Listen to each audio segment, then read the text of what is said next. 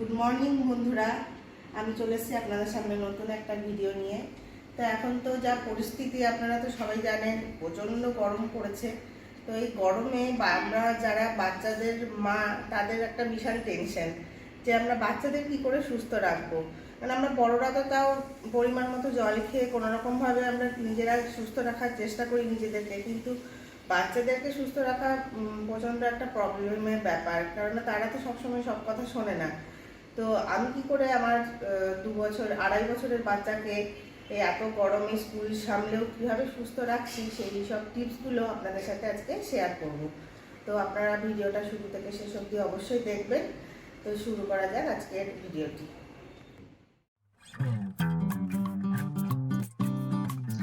এক number tips হলো বাচ্চাকে প্রচুর পরিমাণে জল খাওয়াতে হবে। সকালে ঘুম থেকে ওঠার পর প্রত্যেক দিনই বাসি মুখে ওকে 1 গ্লাস করে জল খাইয়ে দিই। আর বারবার জল খাওয়াতে গেলে বাচ্চারা তো শুধু শুধু জল খেতে চায় না সব সময়। তো তাদেরকে লিকুইড ফর্মে যে কোনো শরবত বা স্মুদি এইসব টাইপের জিনিস বানিয়ে খাওয়াতে হবে। আজকে আমি মেয়েকে তাই ছাতুর শরবত বানিয়ে খাওয়াচ্ছি। এখানে তো জল আছেই, তার সাথে ছাতুও আছে। ছাতুটা হচ্ছে হাই প্রোটিন খাবার, এটা বাচ্চার পেটকে অনেকক্ষণ পর্যন্ত ভর্তি রাখে। এছাড়াও আপনারা বিভিন্ন রকম স্মুদি, যেমন দুধ কলা চিড়ে দিয়ে বা ওটস, দুধ, খেজুর এইসব দিয়ে স্মুদি টাইপের বানিয়ে খাওয়াতে পারেন। এগুলো যেমন বানানো সোজা, তেমনি বাচ্চারা ইজিলি এগুলো খেয়েও নেয়, কারণ এগুলো চিবিয়ে খেতে হয় না, তো তাড়াতাড়ি খাওয়ানো হয়ে যায়। তো আমার তো মনে হয় এই গরমে বাচ্চাদের এই সব লিকুইড খাবারগুলো বেস্ট অপশন। তো এরকম আমি অল্টারনেট করে কোনোদিন স্মুদি, কোনোদিন ছাতু শরবত এইভাবে বানিয়ে খাওয়াই। এছাড়াও বাড়িতে সারাদিনে বারবার করে তো জল খাওয়াতেই হবে, আর লক্ষ্য রাখতে হবে হলুদ হিসু হচ্ছে কিনা।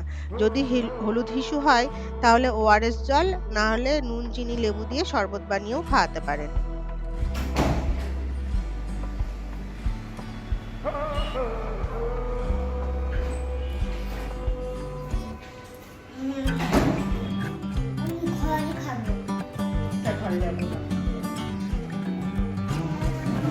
আমি এই ড্রেসটা আমাজন থেকে নিয়েছি বাড়িতে পরার জন্য গরমে, বাইরেও যাওয়া যাবে, প্রচন্ড কমফোর্টেবল। আমি ব্ল্যাক কালারেরই নিয়েছি, কারণ আমার ব্ল্যাক কালারটা খুব পছন্দ হয়েছে। আপনারা চাইলে অন্য কালারও নিতে পারেন। কেমন হয়েছে এটা অবশ্যই কমেন্ট করে জানাবেন। আর যদি আপনাদের পছন্দ হয়ে থাকে, নিতে চান, তো আমি লিঙ্ক শেয়ার করে দেবো, আপনারা চেক আউট করে নেবেন।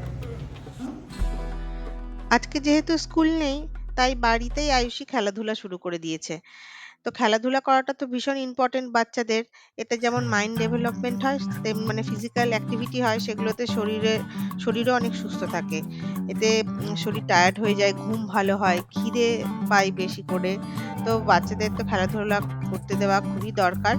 আর আমার 2 নাম্বার টিপস হলো, গরমকালে খেলতে খেলতে ওরা প্রচন্ড ঘেমেও যায়। তো বারবার আমাদের চেক করতে হবে ওদের জামা কাপড় যেন ভিজে না থাকে। তো ভিজে থাকলেই ওর গায়ে ঘামটা বসে ঠান্ডা লেগে যাওয়ার চান্স থাকবে। কিছুক্ষণ পর পর জামা কাপড় চেঞ্জ করে দেওয়া উচিত।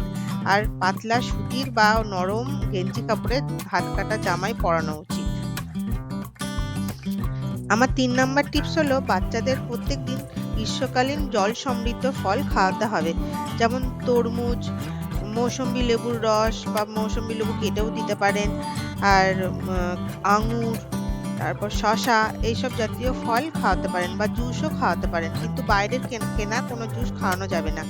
এইসব ফল তাদের হাইড্রেট রাখবে এবং ভিটামিন ও খনিজ সরবরাহ করবে। আমাকে দেবে না? একটু দাও, আমাকে আমাকে দাও, দাও আমাকে। Thank you, you are a good girl. Say hi to everyone. Hi বলো বাবা।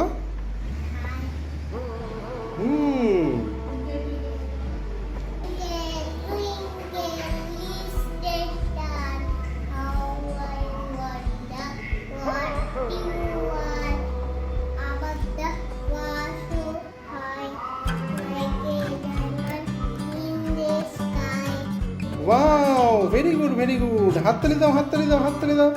বাহ বাহ বাহ বাহ বাহ। আমার 4 নাম্বার টিপস হলো এই গরমের দিনে প্রত্যেক দিন বাচ্চাদের স্নান করানো উচিত। আর বাচ্চার যদি কোনো অসুবিধা না থাকে দিনে 2 বার করেও স্নান করানো যেতে পারে। আমি তো আমার মেয়েকে প্রায়ই 2 বার করে স্নান করাই।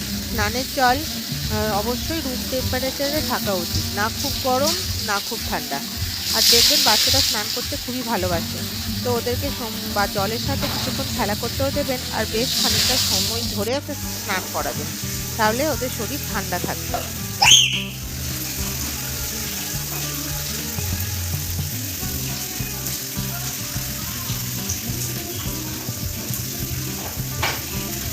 চার নাম্বার টিপস, বাচ্চাদের স্কিন প্রচণ্ড সেনসিটিভ হয়।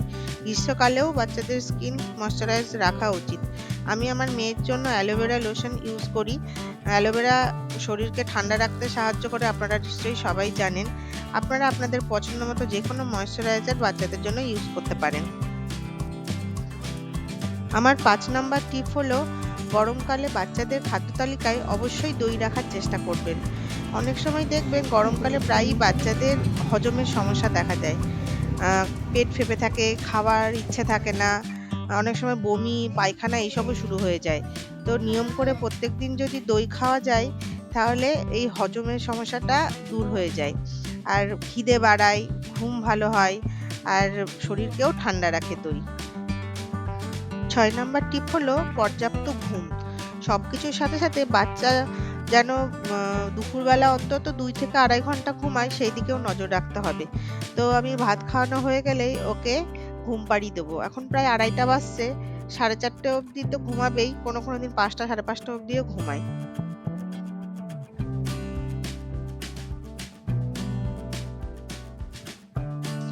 এখন প্রায় 5টা বেজে গিয়েছে, আমার মেয়ে ঘুম থেকে উঠে পড়েছে। আমি এখানে বানিয়ে নিচ্ছি বেলের শরবত। আমার 7 নাম্বার টিপ হলো গরমে বেল খাওয়ার উপকারিতা। বেলে প্রচুর গুণাগুণ রয়েছে। বেল খেলে হজম ক্ষমতা বাড়ে, রক্ত পরিষ্কার রাখতে সাহায্য করে, রোগ প্রতিরোধ ক্ষমতা বাড়ায়, প্রচুর গুণাগুণ রয়েছে। তো বেল খাওয়া খুবই ভালো গরমে।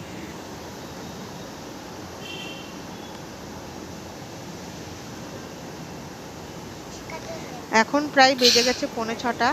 আমি ছাদে যাব গাছে জল দিতে আর আমার মেয়ের সাথে কিছুক্ষণ খেলা করব। আমি যা করব আমার মেয়েকেও সেটাই করা চাই।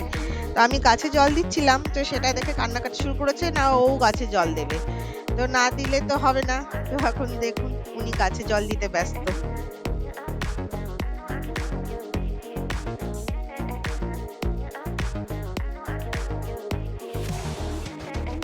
আমার 8 নাম্বার টিপ হলো গরম পড়েছে বলে বাচ্চাদের সবসময় ঘরের মধ্যে রেখে দেবেন না।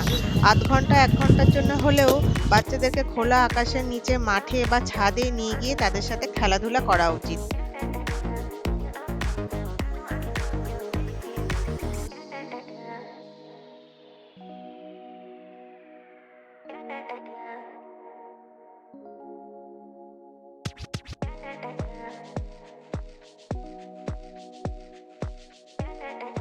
অনেকক্ষণই হলো আমরা ছাদ থেকে চলে এসেছি। এখন আমি মেয়ের জন্য দুধ সুজি বানিয়ে নিচ্ছি।